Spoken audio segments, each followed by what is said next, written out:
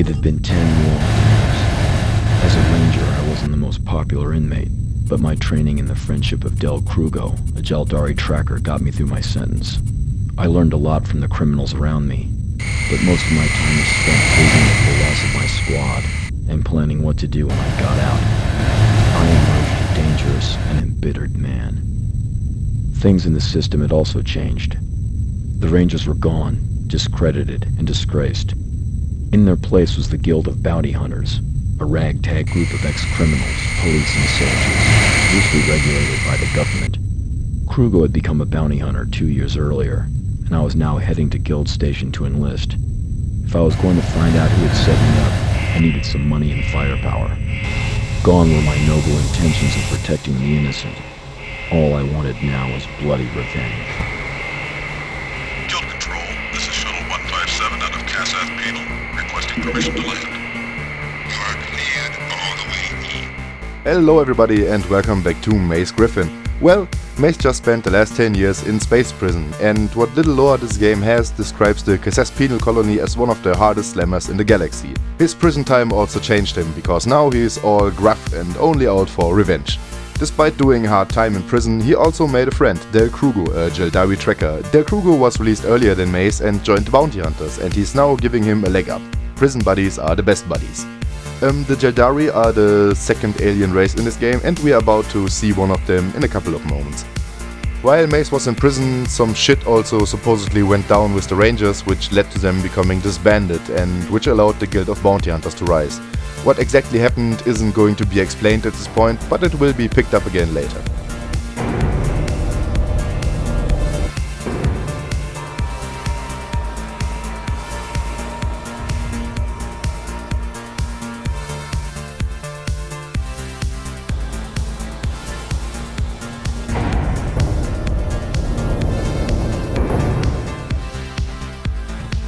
And here we have a Jaldari. They are pretty much space bear apes. Like a mix of the two, basically. Some of them wear cute little masks, as you can see here, but believe me, they are not cute in a fight. I take it you're a ranger. Well, I'm Dawson, field ship mechanic. Del Krugo asked me to meet you. He'd have been here himself, but some business came up. The big guy's blown a small fortune kidding you out. You must be good friends. We did time together. Yeah, so he said. Anyway, you wanna follow me?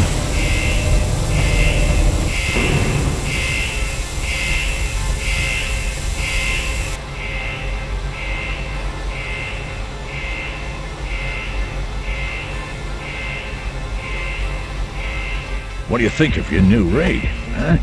Krugo picked her out himself, the Pallbearer Mark III. Yeah, you used to fly these, didn't you? A little frayed around the edges, but overall she's in good shape. I'll take your word for it.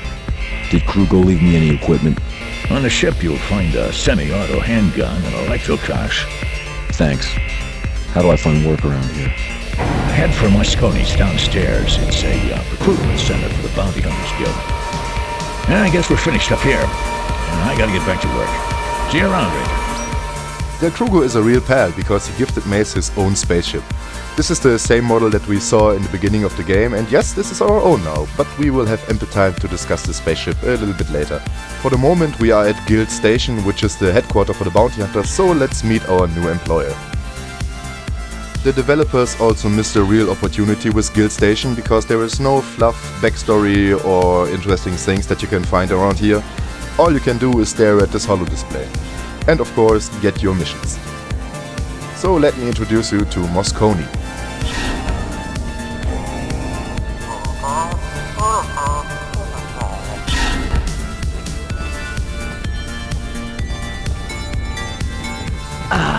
Ranger, Krugo said you'll be paying me a visit.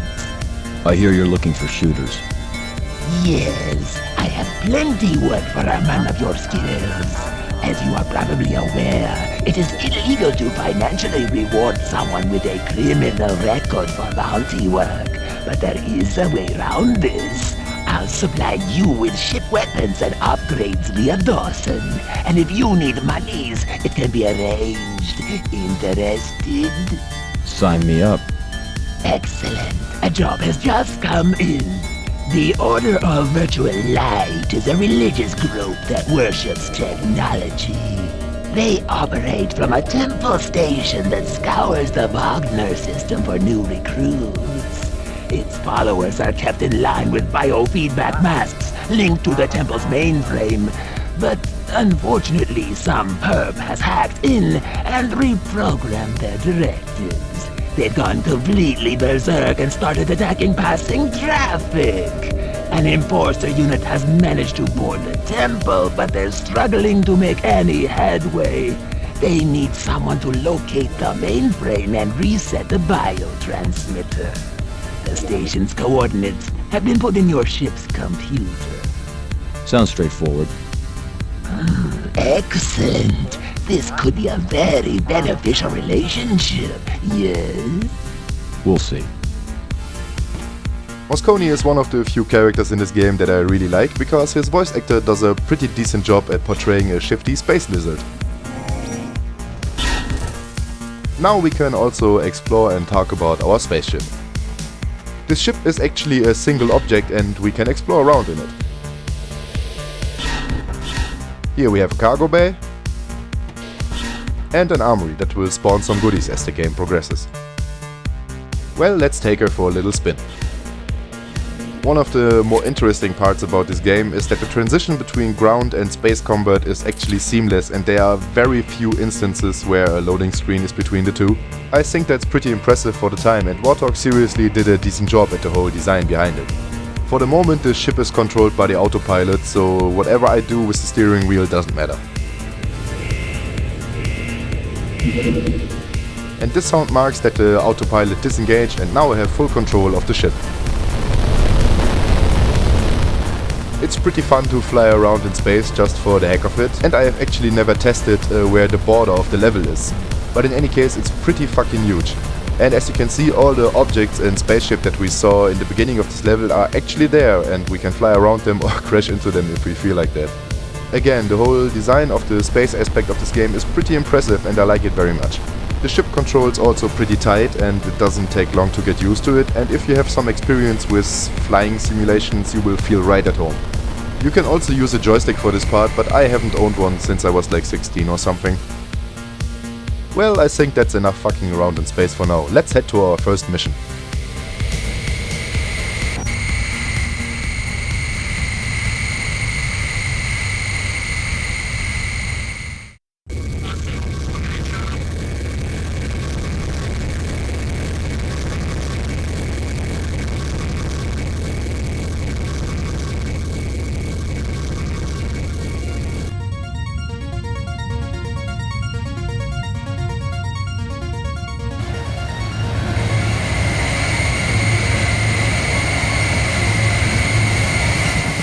And we get thrown into the action right away.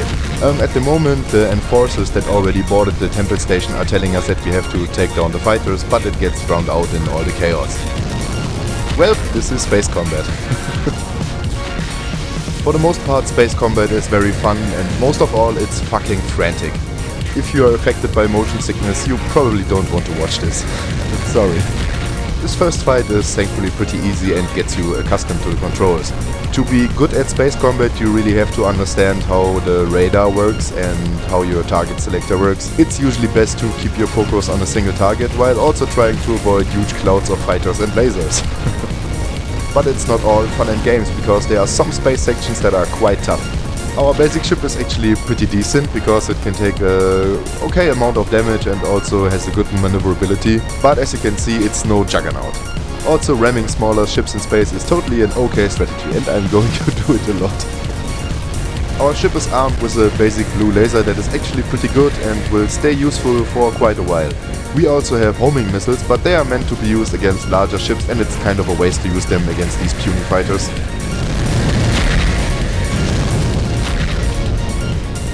Now we have to land on the space station, and landing on objects in space is a mix of player input and autopilot. This is one of the more questionable design choices in this game because it can get tedious after a while. Don't get me wrong, it's fun to fuck around in space at the beginning, but after you have landed a couple of times you start to ask yourself why this isn't handled in a cutscene. Also, I easily lose my direction in space.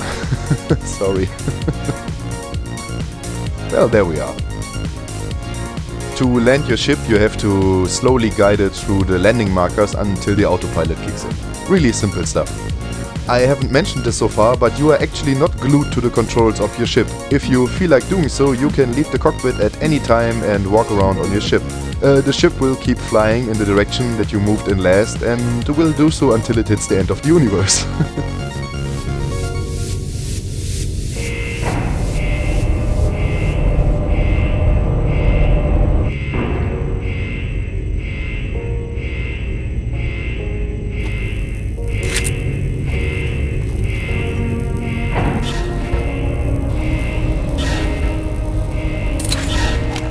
It's much too early for the armory to spawn some goodies, but you can't blame me for checking. Huh, looks like some bad shit went down here. And we get a new weapon, the sniper rifle. This sniper rifle pretty much works like in any other FPS game, low rate of fire, high damage, great accuracy. It also has an adjustable zoom, which is a pretty nice feature and allows you to make headshots over quite the distance. But of course it also comes with a downside. See, when you switch to another weapon from the sniper rifle, the zoom will not get reset to its default state. I find this to be really annoying because you have to adjust the zoom all the fucking time, and I have to say that there were occasions where it got me killed.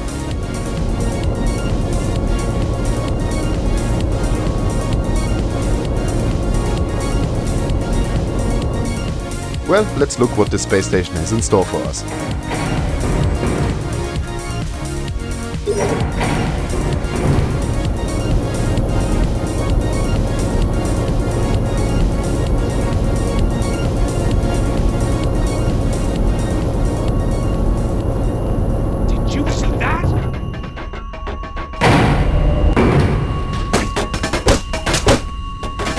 You're the best Moscone could come up with?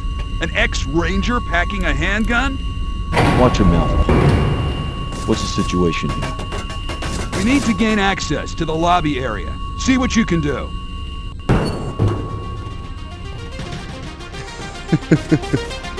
The masks always crack me up. Some of them also have frowny faces, and it's just the funniest shit to me.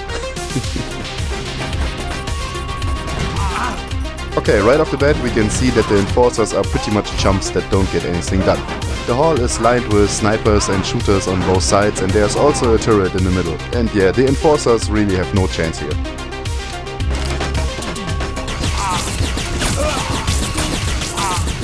In fact, this enforcer will just stand there and get fucked if I don't help him out. Sentry turrets don't do that much damage on their own, but they are excellent at suppressing you, and they will also whittle down your shield so that the real enemies can take you on. They also can stand a bit of damage, but again, I need to take this out or the enforcers won't be able to do anything in this part.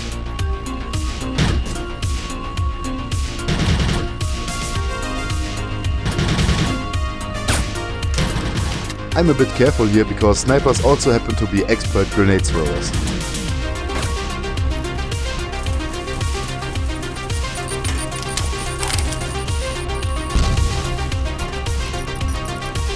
Yep. Fucking grenades. You're not required to clear out the whole entrance hall right now, but I'm still going to do it because I will have to kill all the enemies in here eventually. Get on with it, Ranger! And I also want to loot a bit of gear because the pistol won't keep me alive for long. I really need an assault rifle because there is a huge number of enemies to deal with in this level. I'm still afraid that there's a sniper lurking somewhere, because snipers are actually the bane of your existence in this game. See, they will eat your shield in 2 hits and your health won't hold up much longer.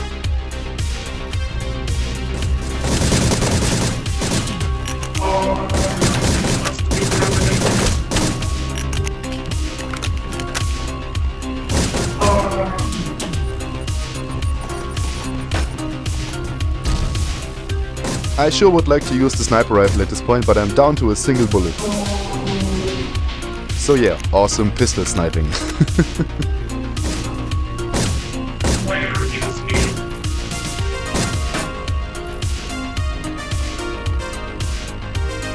Okay, gotta make that 1 bullet count. Don't let the non-believer escape. Just a few pixels shy from a headshot. Well,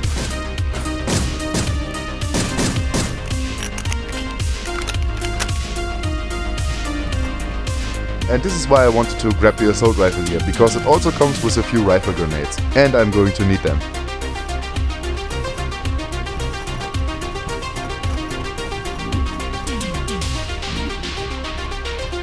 I already mentioned that this level has a lot of enemies, but let me reinforce this point. This level has a fuck ton of enemies. And the funny thing about that is that most of them are pretty much innocent, I guess. The briefing told us that somebody hacked the mainframe, which controls their biofeedback mask. So yeah, they are not actually evil, but they have no other choice than to attack us, because that is what the program tells them to do. Kind of sad that Mace has to cut down a bunch of basically innocent people. Such is life in space. What was that? Ah yes, this is a good point for me to explain that enemies in this game have fucking laser ears. I'm not kidding, they will detect you all the time. Crouching is supposed to make you stealthy, but it's actually pretty annoying to crouch all the damn time. And of course the voice clips also betray that you are near to an enemy, so it's not all that bad. It just can get pretty annoying and repetitive over time to always hear those sound clips.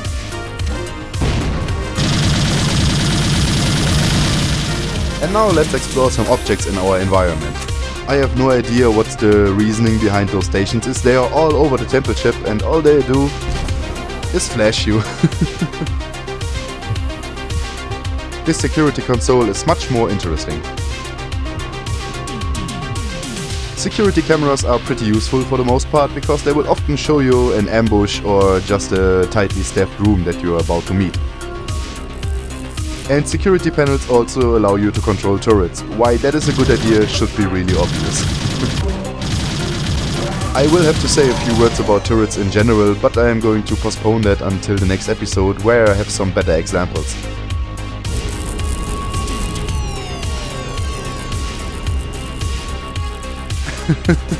I really wonder how long they have been standing there in the corridor just watching me do my thing.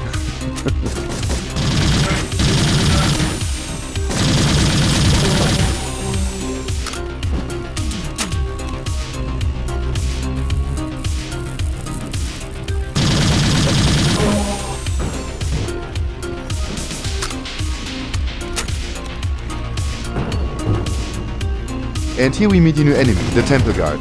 All of them carry assault rifles, can use rifle grenades and have a medium energy shield.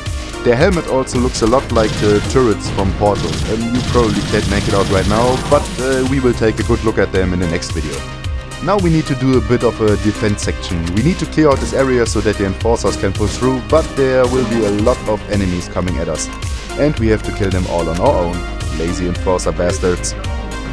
Pursue him. Stay where you are.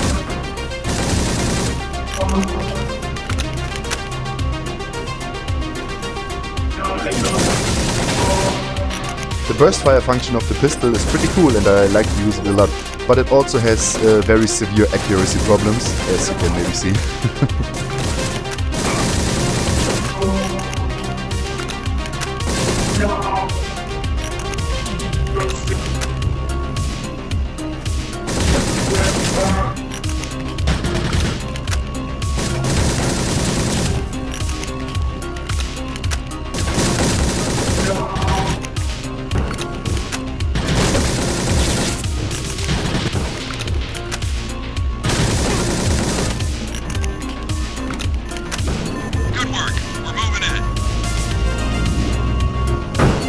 As I said, the enforcers are lazy bastards.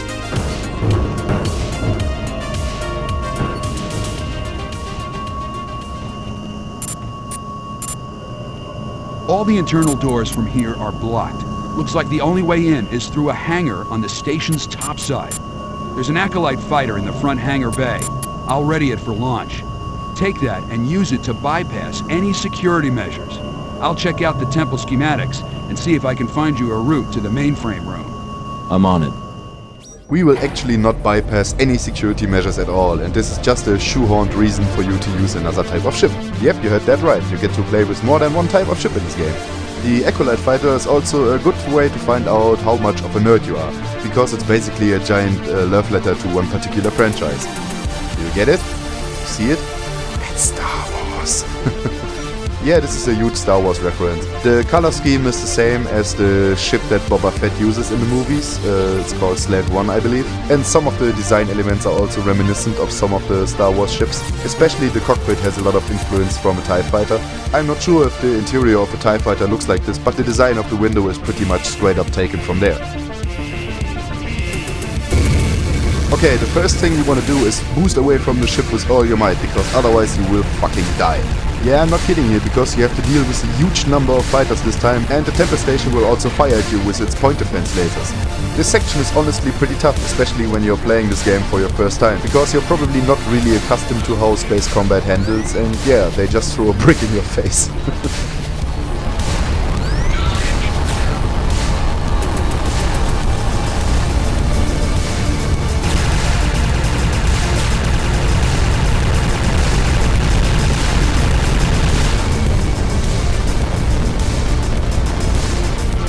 The number one rule for this fight is to not fly into the clouds of fighters, because they will rip you to shreds almost instantly.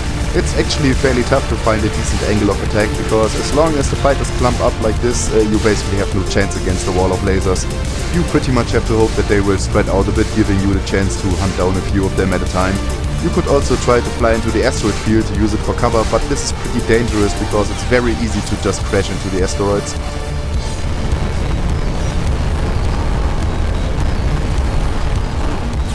So while I'm doing my best to stay alive, let's talk about the Acolyte Fighter. The Acolyte Fighter is small and pretty agile, but it cannot take that much damage, and seeing how many enemies are firing at you, yeah, that can become a problem really quick.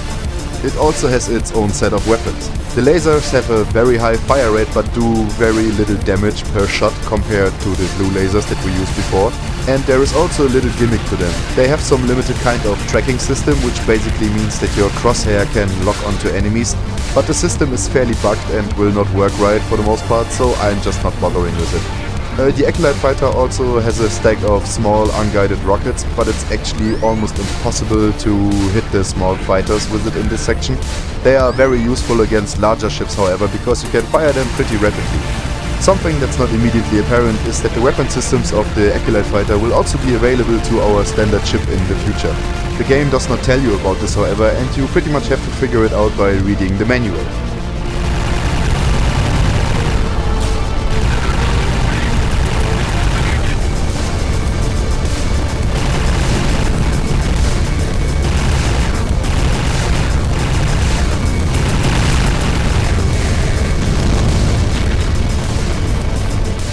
This section will take fairly long, mainly because there is such a huge fuck-up number of enemies, and I'm going to go ahead and say that it actually is the rest of the video. If you don't care, you can just tune out now and you really won't miss anything, because the next video will just pick up after this fight. Really, I won't blame you. As I said earlier, to be successful in space combat you really need to make use of your radar and your target selector. It actually took me a little bit of time to figure this out myself, so I maybe dragged this section on for a bit longer than it needed to be. But I'm guessing that this is probably going to be the longest space section that you will ever see in this LP. I will be much more competent in the future battles. And right here you can see what happens when you get surrounded by too many fighters at once. Yeah, things go bad really fast in space if you're not careful, but don't worry, I'm going to pull through eventually.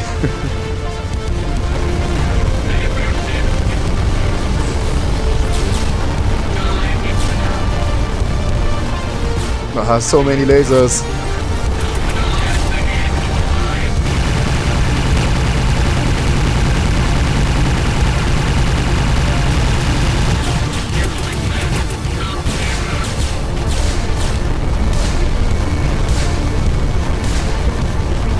Yeah, I know it doesn't look that good right now, but believe me, I will turn this around in a moment.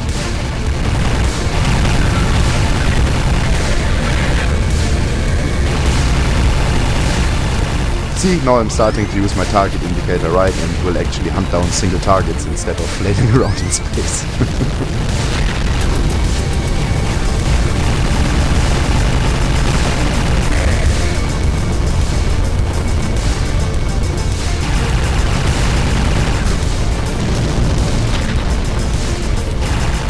Also, I got kinda mad at the Temple Station and its fucking point defense lasers.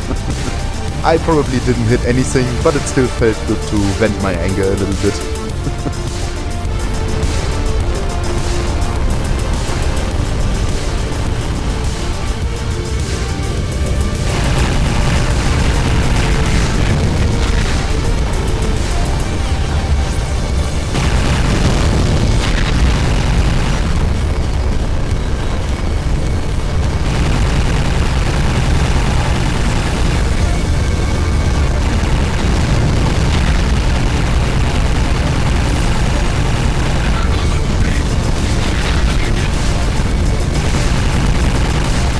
It's probably my fault that I dragged out this section a little bit longer than it needed to be, but I was also rediscovering the space controls.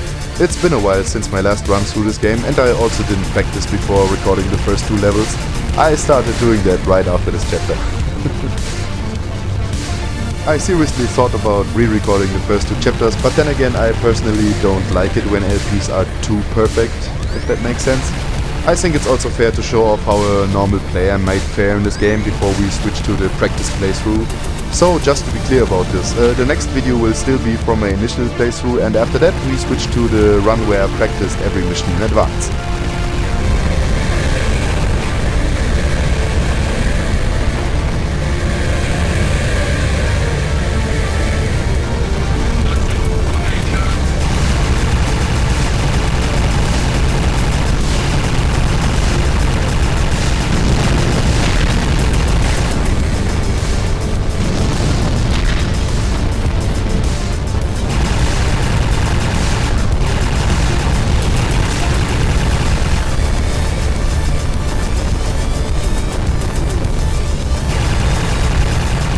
And thank God, we are almost done with this. Just 1 fighter left. There he goes. And he explodes somewhere in space. Phew, this was quite a section. Well, see you next time. Bye bye.